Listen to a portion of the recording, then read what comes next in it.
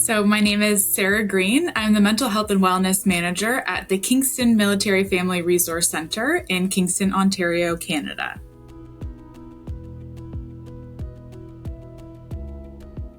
So the Kingston Military Family Resource Centre is a not-for-profit agency whose goal is to support our military families.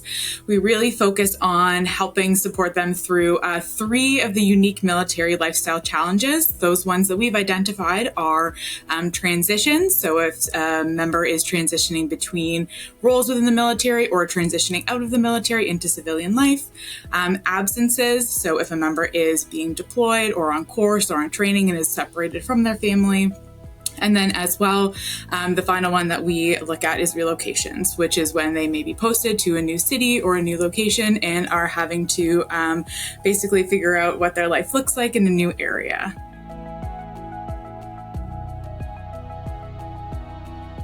The clients that we serve are anyone who would be considered to be in a military member's circle of loved ones. So a lot of the clients that we work with are military family members. So that is sometimes military members' parents, their spouses, children, their siblings. It could be extended family, aunts and uncles. But we also really look at supporting those who they consider to be in their circle of care. So that could be a best friend who's played a really integral role in their life. And anybody who really helps to support their family as they navigate through their military life. I first heard about caring dads in my last job when I worked in Hamilton, Ontario. I worked at an agency that provided group counseling to primarily men. And part of my role in that was working with the Children's Aid Society, where I was doing individual counseling with dads who were involved with Children's Aid. And the focus of that individual counseling was on healthy relationships, how to improve their communication and behavior to provide a healthier and safer environment for their families. So our agency also did provide the Caring Dads program. I wasn't a facilitator of the program at the time, but when I moved to Kingston and was seeking out this role at the Military Family Resource Centre, a big part of the reason why it was hired was to continue that work with dads and to be able to provide the Caring Dads program to our military community here in Kingston.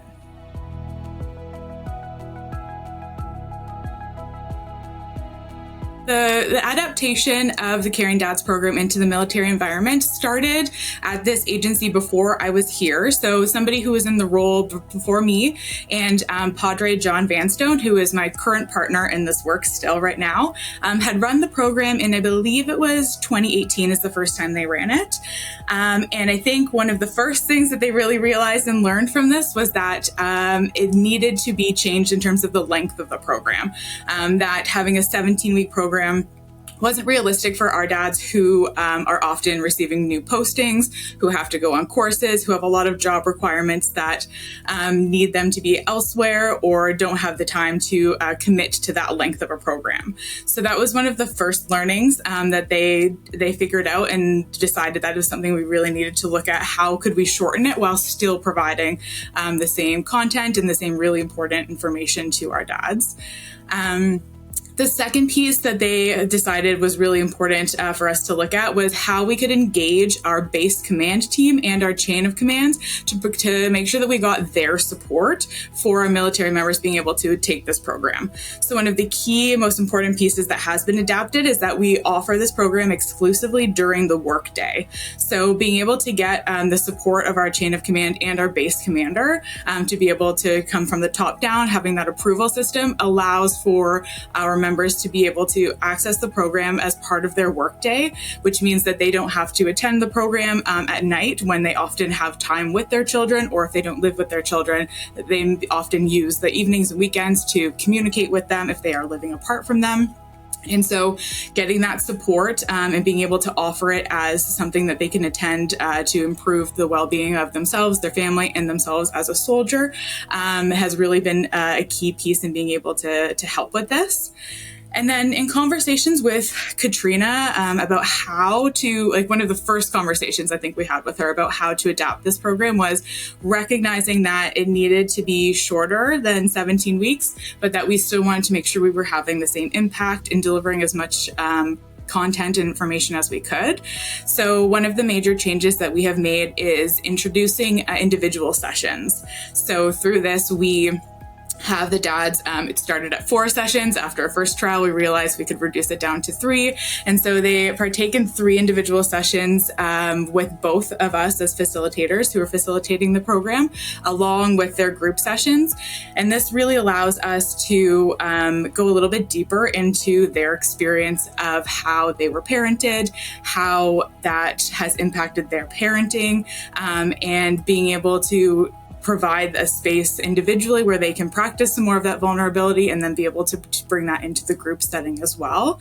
And so these individual sessions have turned into doing a lot of story work about that, about their childhood and their experiences growing up and experiences with their parents. And one of the most interesting things I think that has come out of this has been realizing that I'd say the majority of the dads that we have worked with feel that the military was a parent to them at some point in their life, or a pseudo parent. And so we're not only exploring how they were parented by their own parents or by their own father, but also how they were parented and raised by the military.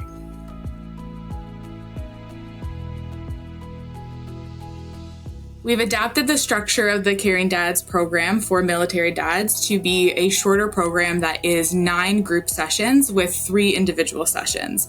So the structure of the program is that we start the group sessions for a couple weeks, and then we start running the individual sessions at the same time as the group sessions. So for the majority of the program, dads would have a group session and an individual session throughout the week, with some weeks in between their individual sessions to allow for reflection and practicing of tools. And then we come together at the end for a final group session that really focuses on coping skills, how to move beyond the program, how do we move forward, how do we increase the support, really utilizing those support maps, and really focusing on how do we increase the connection with the children in my family when I am facing that unique military challenge of being away, of being deployed, of not having all of the same skills and tools available to me as I do when I'm in the house. And so the way that we have structured this, I think it fits not only being able to adapt to needing the program to be a shorter time frame so that it is available and more accessible to our military dads, but it also allows for the increase of reflection during the individual sessions, and then being able to sit with that and reflect throughout the group sessions in between their individual sessions. And we received really good feedback. That was not how we ran it in our first attempt of the adaptation, and the dads had actually provided that suggestion to us that they thought having the individual sessions at the same time as the group sessions would be better, because we had done all group and then all individual. And so then we took that feedback and we ran with it in our second attempt. And I think that worked really well. And that's what our plan will be moving forward.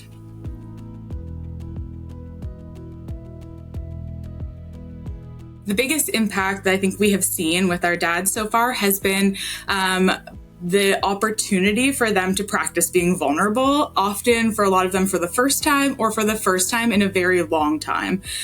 What we have discovered is that a lot of these men have really significant shame narratives, and how they view themselves, their identity as a man, as an individual, their identity as a dad, as a military soldier, are all filled with quite a bit of shame, and seeing how that impacts how they interact with everybody else in their life. And then being able to provide a space for them to choose to be vulnerable, to see what that looks like.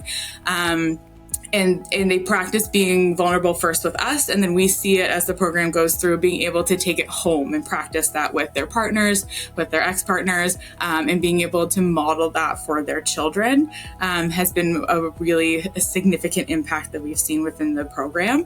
And then I think for a lot of them is identifying and acknowledging that they have experienced trauma in their childhood or in their past. I think because of a lot of this shame narrative, they wouldn't have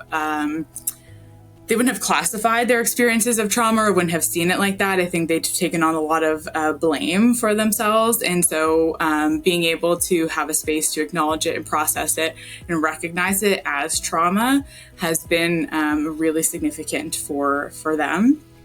And I think being able to take those experiences of recognizing their trauma and their shame narrative and seeing how that impacts their communication and their behavior and how that influences their relationships with their partners, with their children, has been really helpful, and it's been really helpful for them to process what they've been through.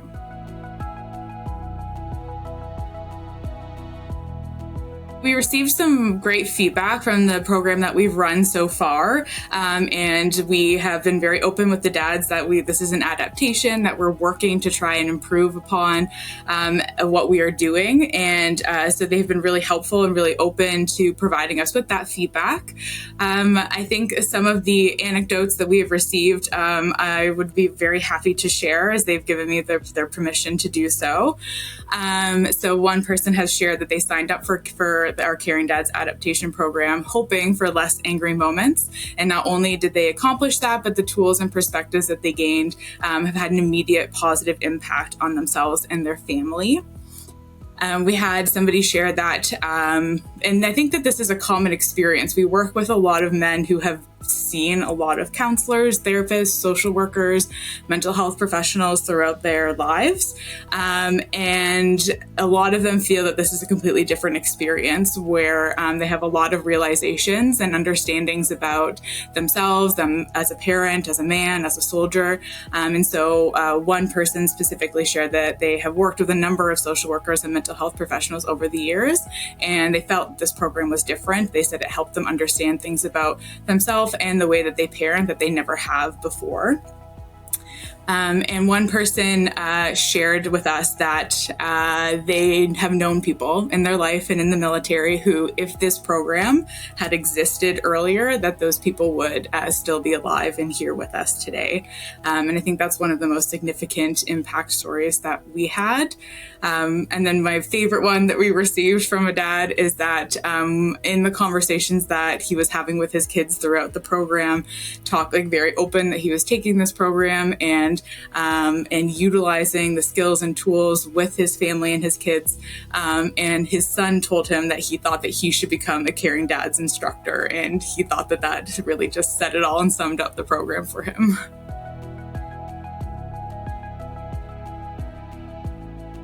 In adapting the program, we did maintain the mother contact aspect, which was really useful for us as an agency that provides counseling and mental health support to military families.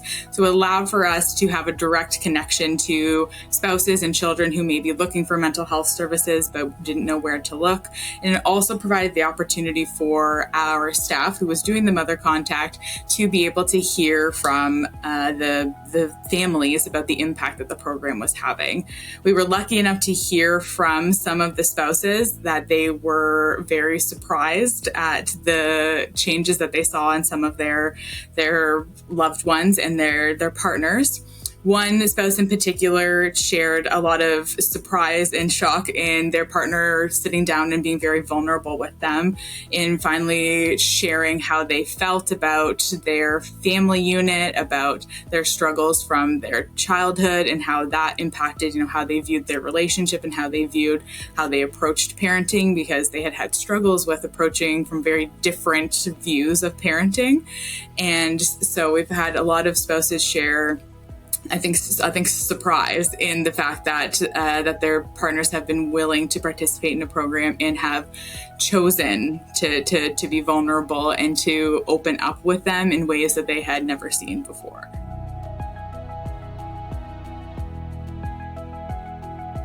One of the most significant ways that we've seen the well-being and safety of children enhanced by the Military Dads program has been dads being able to understand that their children have needs that are separate from their own needs.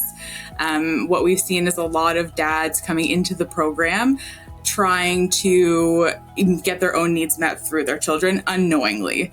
We've seen a lot of dads trying to fill the gaps from their own parents and what they grew up with. And so being able to identify and recognize then that their children have their own needs and what they need from being parented and the love and support that they need might look a little bit different than what their expectation is. And by doing this, we've been able to provide dads with the tools to have healthier and safer communication with their children, to talk to them about what it is that they are looking for, how being happy and healthy looks like for them, and what support they need. And it also has impacted the conversations that they have with their partner or with their ex-partner.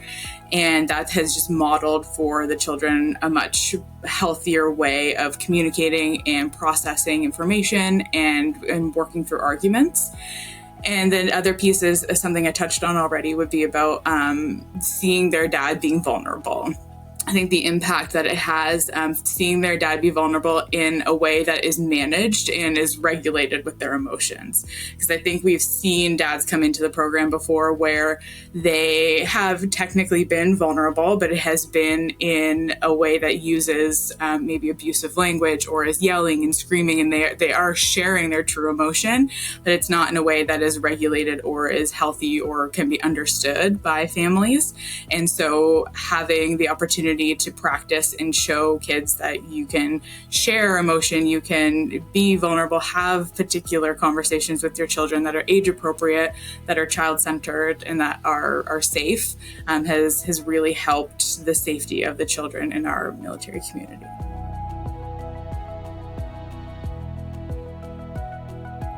Some of the challenges that we have seen in adapting this program for the military community does continue to be having men be available to complete the program from the beginning to the finish. We have the chain of command support. We have our base commander support. However, that is the military, and when a crisis occurs, the soldiers are required to respond. And so we continue to try to find what times of the year, what times of the day, what times of the week are the most appropriate to make sure that we're available as much as possible for the men. One of the other challenges that we have been seeing is men, I think, not understanding what the program is. I think we have had a lot of men who come hoping that it's a space where they can just connect with other dads. And of course, that is our goal. That is an element of the program, absolutely. But not knowing how difficult it may be or how much work it will require of them. We really do our best at intake to set expectations high and let them know that this is something that will require them to do work outside of work, or ask their supervisors to be able to engage in some of the homework and reflection. And we've had some men throughout the program trickle off, and some of the experience has been that they were just not ready for it, which is understandable, and we're grateful that they had that self-awareness. But that has been one of our challenges as well, is setting some pretty high expectations, I guess, of the men who are participating in the program. However, I think that has been to our benefit as well, is that the men who are ready and who are available and willing to put in that work have had the most significant and most beneficial outcomes for their family.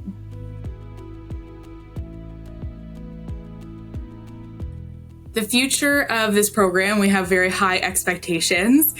So I am currently doing my master's program and doing a placement under Katrina Scott. So through that placement, we are working to officially write and create a manual and a program that can be shared across Canada to begin with at other bases. We do have other bases who have already begun running the program in Trenton, that's not too far from Kingston here, as well as in Petawawa. Some other Ontario bases are interested, and we are hoping to have a formal manual and training program available for individuals who are interested in running this on bases, be able to do so. And then I think our hopes and expectations are to be able to take it international as well. We've had some very early conversations with some people in the UK who are connected to the military over there as well. And so we hope to, utilize some of Caring Dad's connections across the globe to hopefully take this to a global scale where it can be impacting military families across the world.